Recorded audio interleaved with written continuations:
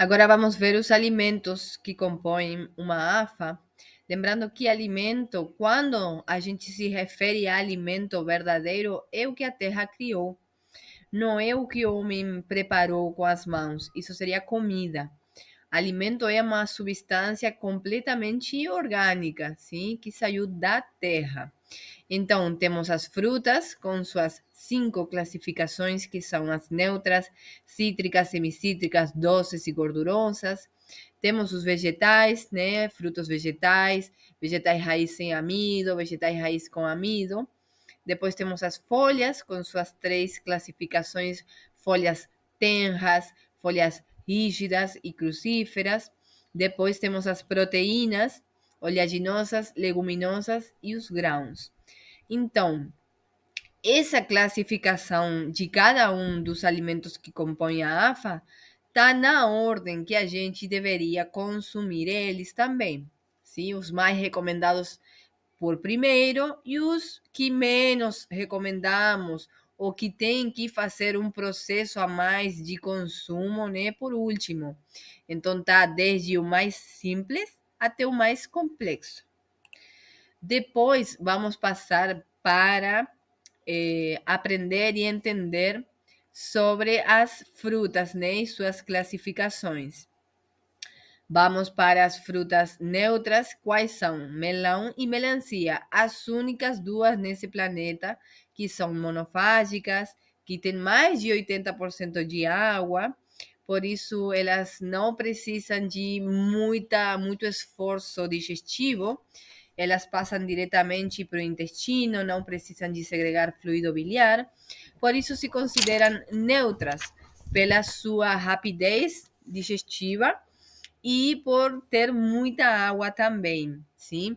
E elas, no caso, elas se chamam de monofágicas porque também não poderiam ser combinadas com nenhuma outra fruta, nem também entre elas. Então, ou eu consumo melão, ou eu consumo melancia, e sempre por primeiro, se eu tenho para quebrar jejum, por exemplo, melão ou melancia, vai ser a escolha, né, entre uma das duas, e eu vou começar o dia, começar quebrando o meu jejum com essa fruta como ideal. Mas se eu não tenho as frutas neutras, vou pelas cítricas. E assim por diante, né?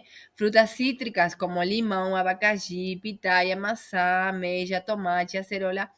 Enfim, temos uma marquinha aí que é o que quer dizer segundo sua espécie. Por quê?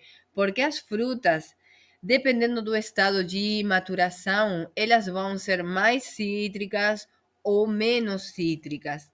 Então, elas poderiam desenvolver um pouco de frutose na maturação, nesse tempo que vai levar para madurar. Então, poderia ser que essa fruta cítrica vai ser convertida em uma fruta semicítrica ou semidoce também. Depois das cítricas, a gente tem as semicítricas mesmo, sim, que seriam figo, manga, mamão, segundo sua espécie, pera, segundo sua espécie, né? Então, depois temos as doces, sim, que temos banana, caqui, jaca, uva, segundo sua espécie, ameixa, segundo sua espécie, pera, segundo sua espécie.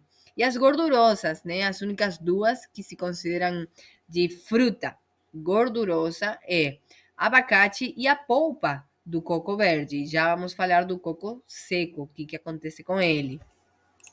Então, essa seria a classificação para as frutas que compõem esse sistema de saúde, né? A AFA. Vamos para os vegetais, temos os frutos vegetais, que são mais aquosos, mais claros, eles crescem por cima da terra, né? Eles são colhidos e fácil de ver, de já enxergar eles e entender que eles já estão maduros, como as frutas mesmo, né? Como seria uma manga, como seria um mamão, como seria qualquer outra fruta que eu pego do pé, né? Que eu consigo enxergar elas, né? Então, esses seriam os frutos vegetais, são mais claros, mais aquosos e crescem por cima da terra. Os vegetais raiz sem amido, que eles crescem por baixo da terra, são coloridos, são fáceis de colher também, mesmo que a gente tenha que arrancar um pouquinho, né? E fazer um pouco de força, mas mesmo assim são fáceis de colher e têm cores. E assim, eles têm amido, mas não têm tanta quantidade de amido como seriam os outros, né? O próximo que seriam os vegetais raiz com amido. Os vegetais raiz com amido, eles são claros, né? De cores mais claras por dentro. Isso é o sinal que o amido está presente. E também são mais difíceis de colher. Sim, eu para colher um aipim, para colher um inhame, eu tenho que fazer bastante força, tenho que cavar mais, ainda mais profundo. Então leva um esforço a mais, né? Um desgaste físico para conseguir colher aqueles alimentos que têm amido e que eu não recomendo muito, só por último, né, que eles estão dentro dessa classificação e mais para frente vamos a aprender e a entender como consumir aqueles vegetais que têm amido e todos aqueles produtos da natureza que têm amidos, como eu posso fazer um preparo, porque como essa alimentação é anti-muco, eu vou procurar o consumo de amidos que seja de uma forma mais consciente. Então, com esses vegetais que têm amido, eu vou ter que ter um preparo especial para consumir eles. Não é o convencional que todo mundo já conhece, já sabe. Isso vamos falar mais para frente. Então, a analogia que eu faço quando eu falo dos vegetais raiz com amido, da forma de colher eles, que temos que ter um esforço a mais, temos que cavar na terra, né? Fazer um buraco maior ainda, que não é tão fácil de colher como os frutos vegetais, como os vegetais raiz sem amido, que a gente arranca e sai muito mais fácil que esses que têm amido.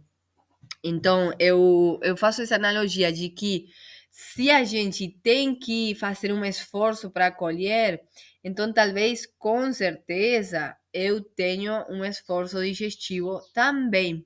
Sim? Assim como foi difícil para colher, talvez vai ser difícil para digerir. Ou talvez eu tenha que fazer um procedimento muito mais complexo para conseguir consumir esses alimentos que foram difíceis de colher. Difícil de colher, difícil de digerir. Fácil de colher, fácil de digerir. Essa é a analogia e eu acho muito válida para esses casos. Então, entendendo isso, a gente aos poucos vai conseguir ter essa consciência, né, de consumo. Vamos agora para a classificação, a próxima classificação que temos dos alimentos que compõem a AFA é das folhas.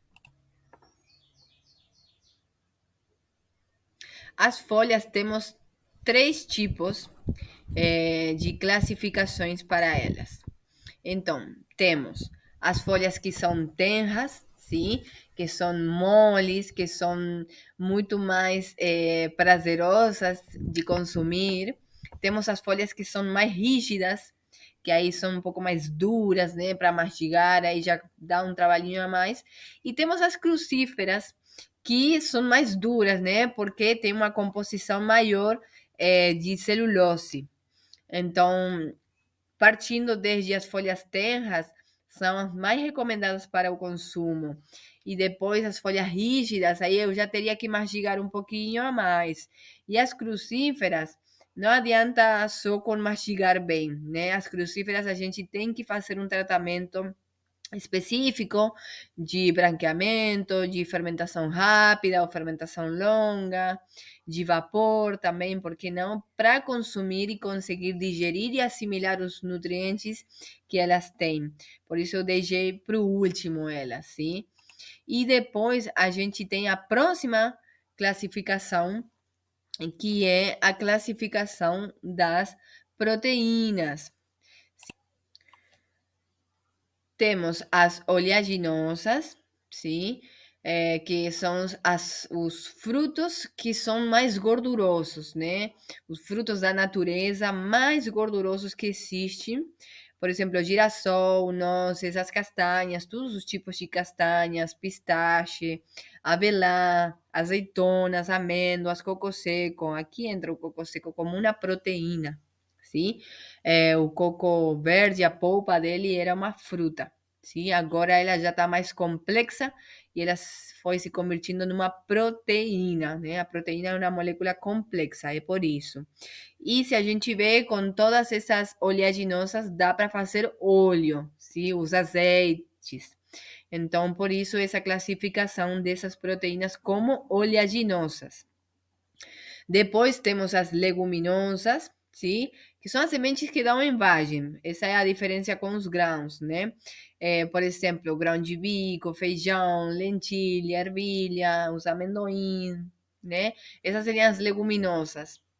O ideal das leguminosas sempre é conseguir elas frescas, né? Mesmo que os grãos, né? Para não ter tanto trabalho para o preparo, para o consumo.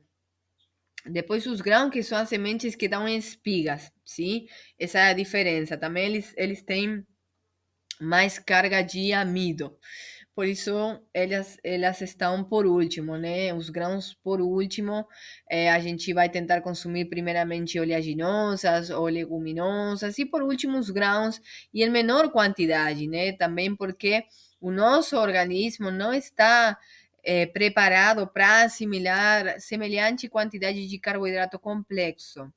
Eu sei que pode ser um pouco controversial, né, por causa do milho, por causa do arroz e tudo mais, mas a gente tem que entender que nosso sistema digestivo, ele trabalha, né, e trabalha sempre em prol da nossa saúde. E a gente, tendo informações como essas de aqui agora, vamos tentar, talvez, conseguir entender através das nossas próprias digestões como esses alimentos se configuram com nós mesmos, né? Como eu fico depois de consumir uma oleaginosa, como eu fico depois de consumir uma leguminosa ou um grão, né?